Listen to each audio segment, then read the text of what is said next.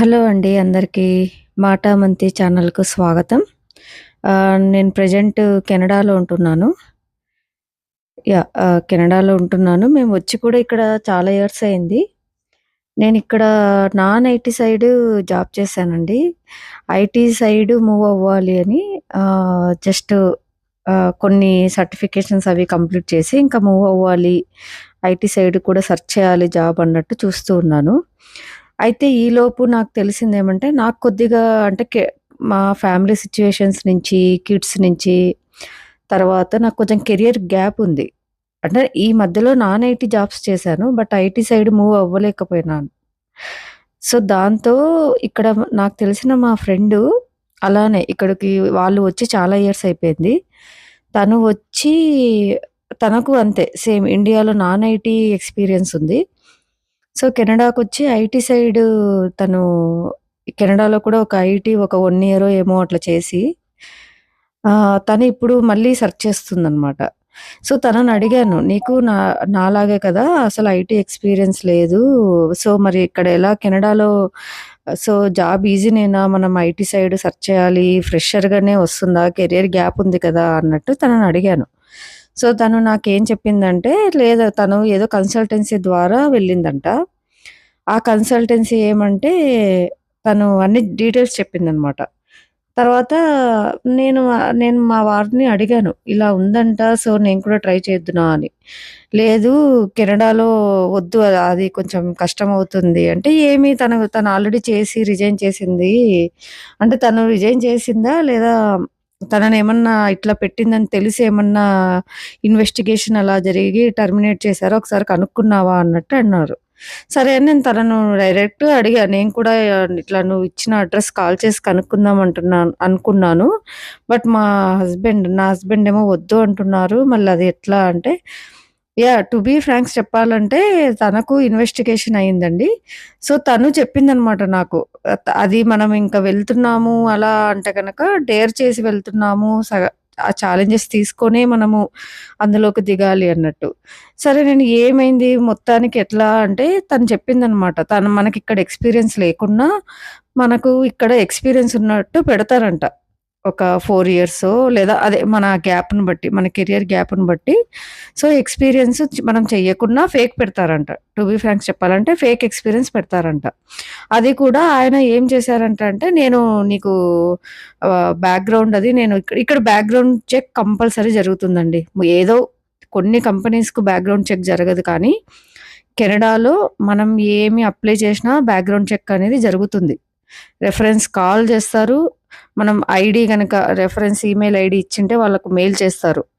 So, తను నేను "నువ్వేమి భయపడాల్సిన పని లేదు. ఒక 4 ఇయర్స్ పెట్టి తనకు ట్రై చేశారంట. మేము చూసుకుంటాము. నువ్వేం భయపడాల్సిన పని లేదు" అన్నట్టు అన్నారంట.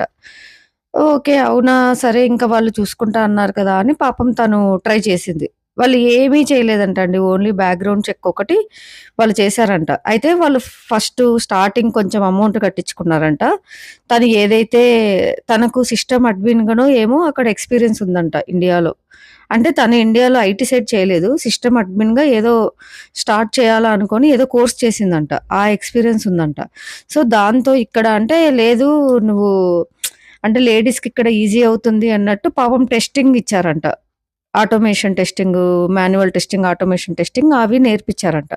సరే కదా అన్నట్టు నేర్పించినందుకు వాళ్ళు కొంచెం ఫీజ్ తీసుకున్నారంట.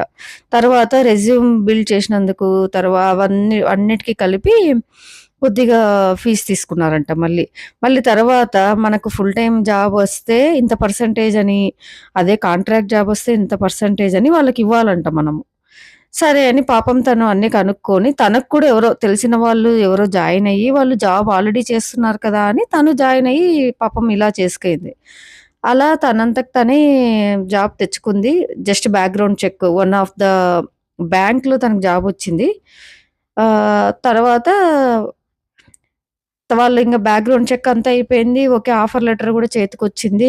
తనింకా హ్యాపీగా ఫీలయింది. వాళ్ళు కూడా అంటే కెనడాకొచ్చి ఇంక సెటిల్ అవ్వాలి. ఇద్దరు పిల్లలు. సో, వాళ్ళు ఓన్ హౌస్ తీసుకోవాలి అన్నట్టు ఆలోచిస్తున్నారు.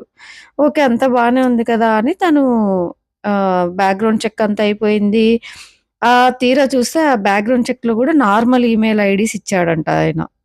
అంటే రెఫరెన్స్ అప్పుడు కూడా బ్యాక్‌గ్రౌండ్ చెక్ నేను చూస్తాను కదా! నీకెందుకు భయము అన్న పర్సను బ్యాక్‌గ్రౌండ్ చెక్ కూడా అతనే చేశాడు గాబట్టి నార్మల్ ఈమెయిల్ ఐడీస్ ఇచ్చాడంట. కంపెనీ డొమైన్ ఐడీస్ కాదంట. సరే అప్పుడు వాళ్ళకి నీడ్ ఉందో ఏమో మరి వాళ్ళు పాపం తీసుకున్నారు. తను ఆల్‌మోస్ట్ కొన్ని మంత్స్ ఏమో జాబ్ చేసేసింది.